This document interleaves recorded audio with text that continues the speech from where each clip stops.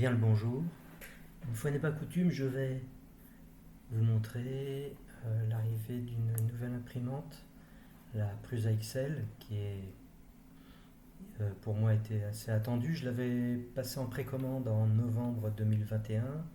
Je l'ai reçue en novembre 2023. Entre-temps, Prusa a fait beaucoup de recherches et d'améliorations pour offrir la meilleure qualité possible, selon leur dire.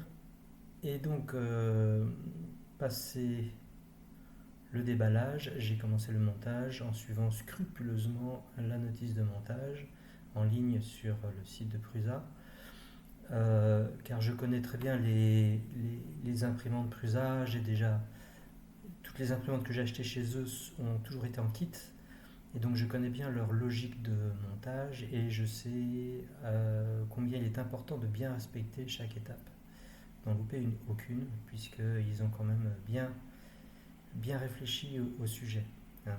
C'est normal. Donc là, l'imprimante est proposée en préassemblage. C'est une 5 têtes et certains éléments sont déjà montés ici. Tout le chariotage XY est déjà monté. Euh, donc c'est un assemblage final, mais qui, au vu de la taille de l'imprimante, est déjà assez, pour moi, enfin, quelqu'un qui ne connaît pas Prusa, qui ne connaît pas les montages en kit d'imprimante, c'est déjà d'un niveau relativement avancé. Euh, donc, concernant ma partie, tout s'est bien passé, hormis peut-être le câble de terre qui était finalement pas assez long à arriver au bout une fois qu'on avait tout déroulé. Il a fallu que je redémonte une partie de l'imprimante pour rattraper mon erreur. C'est des petites choses qui peuvent arriver. Certains éléments sont lourds, comme là, à l'arrière, les plaques des alimentations. Le bloc des alimentations était une pièce assez lourde, il faut faire assez attention. Des petites subtilités, comme là, pour extraire la carte. Enfin, ça, on reconnaît bien les trucs Prusa sur tout un tas de petites ingéniosités comme ça, soit au montage, soit après pour l'entretien de la machine. Euh, Au niveau des conformités, j'ai absolument rien à dire, tout est bien pensé. Euh, tout n'est pas super accessible. De toute façon, à chaque fois que j'ai monté des imprimantes, il y a toujours une phase où c'est un peu galère pour s'y retrouver. Mais ici, le montage, globalement, s'est plutôt bien passé. Il prend à peu près 3 à 4 heures, hein. Il y a aussi une part de plaisir aussi de se dire qu'on la monte soi-même en partie, et puis surtout ça permet de bien voir comment c'est conçu. Déjà ça permet de bien appréhender où se trouvent les pièces, comment y accéder, quelle vis il faut démonter. Euh, donc ça pour moi c'est monter une imprimante, enfin c'est plus que la recherche du plaisir, c'est aussi la garantie derrière de pouvoir la dépanner plus facilement. Ça reste une machine-outil, donc c'est pas quelque chose de plug and play. Le plateau chauffant est assez impressionnant. Là, je dois dire que c'est une conception encore jamais vue. Euh, Tout est d'une qualité irréprochable. Hein, j'ai pas d'action chez Prusa, mais ils nous habituent depuis très longtemps maintenant à avoir un niveau de qualité très avancé. Euh, et en plus, quand on sait que derrière, enfin, au niveau de la qualité d'impression, c'est au rendez-vous, donc c'est vraiment très agréable. Euh, Là, au niveau de cette taille d'imprimante, on est sur une machine qui dépasse les 20-25 kg par là, euh, qui forcément sera plus bruyante qu'une MK4 ou une MK3, puisque c'est des gros déplacements, c'est des moteurs plus puissants. Euh, mais globalement, enfin, euh, ça reste gérable dans une maison, à condition de ne pas dormir à côté. Euh, Après, ce qui a été un petit peu déroutant, justement, c'était la phase d'installation des 5 têtes, puisque ça restait un petit peu mystérieux pour moi, comment c'était conçu. comment tout cela tenait, comment ils ont réussi à relever le défi d'avoir 5 têtes qui puissent comme ça être utilisées les unes après les autres avec un maximum de fiabilité. Je ne m'attendais pas à ce type de fixation. Maintenant, je serais bien embêté pour faire quelques propositions que ce soit. J'imagine que tout cela a été très bien pensé. Les longueurs de tubes de téflon sont assez importantes, hein. Il y a plus d'1 mètre, je pense, entre le détecteur de filament ici et puis l'arrivée dans la tête. Et dès qu'il y a un manque de filament au niveau du détecteur, l'impression s'arrête. Donc on perd à chaque fois 1 mètre 20 de filament qui n'est plus utilisable. Bien sûr, les supports de bobines, il y en a 5, pour pouvoir accueillir les 5 couleurs. Alors là, je suis sur la fixation des têtes. C'est assez particulier, le rendu final est assez impressionnant. Et surtout la calibration de ces têtes, notamment pour gérer les fixations, gérer les hauteurs de couche et le positionnement de la tête. Tout a été particulièrement bien pensé et c'était une totale découverte pour moi.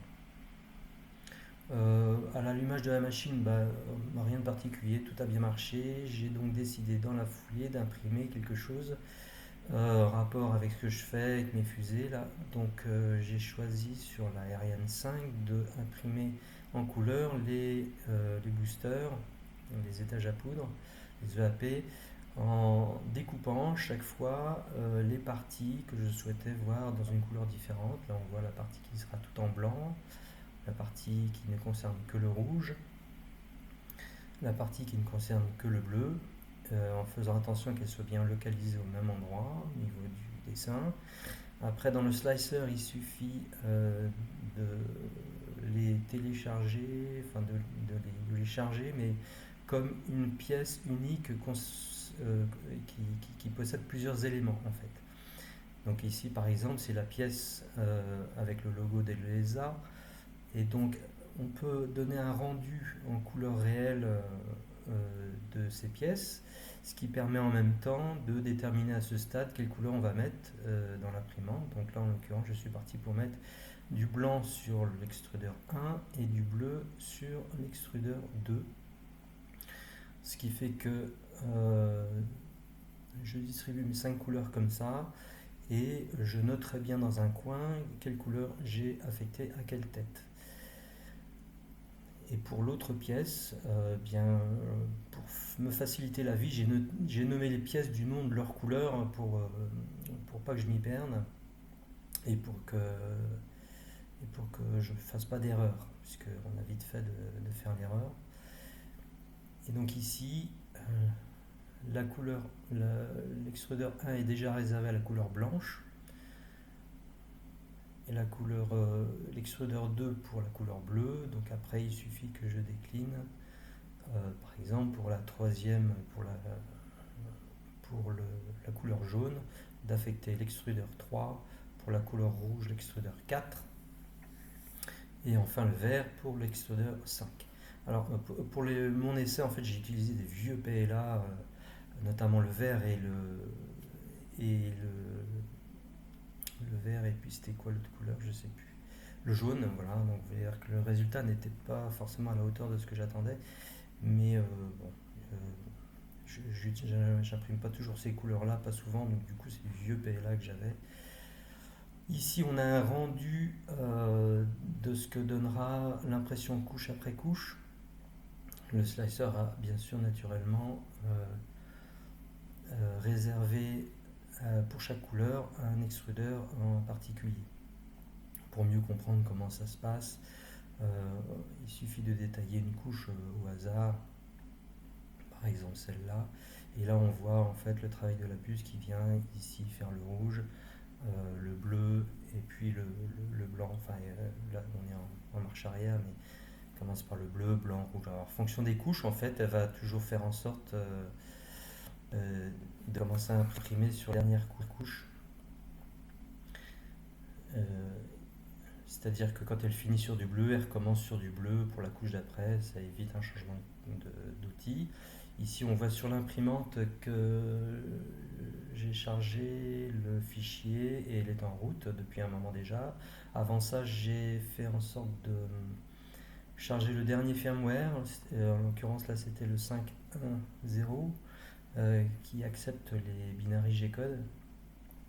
Là, on la voit tourner, donc du coup, avec ces multiples changements d'outils. Pour ce fichier-là, il y a plus de 500 changements d'outils. Ça paraît impressionnant. Mais bon, on laisse tourner, on fait autre chose pendant ce temps-là. Ça sert à rien de rester devant. Le logo de l'ESA, je l'ai choisi parce que c'est un logo où c'est plein de petites nervures fines. Et donc on est à la limite de la capacité de la machine, je pense, parce que avec une buse de 0.6, moi j'ai des passes qui font à certains moments qui exigent des passages à 0.02, 0.4, et donc elle les a pris quand même. Et j'étais curieux de voir le résultat. Alors ici j'avais pas de bleu en fait, donc le bleu était remplacé par du gris. Donc du coup les logos ne vont pas ressembler à les drapeaux. Ne seront pas ceux des pays correspondants puisque j'avais pas de bleu. Il suffit que j'en achète. Donc on la voit faire ces différents changements d'outils. Rien de particulier. Pour une première impression en tout cas, j'ai eu absolument aucun problème. Tout a parfaitement fonctionné dès le premier démarrage. Les chargements, enfin bon. Au niveau du rendu final, sur le logo de l'ESA, j'étais assez surpris, malgré la finesse du logo. Tout est sorti, relativement propre. Il y a des coutures qui ne sont pas très esthétiques, que j'aurais pu placer à un autre endroit. En lumière rasante, on voit que voilà, la finition n'est pas parfaite, mais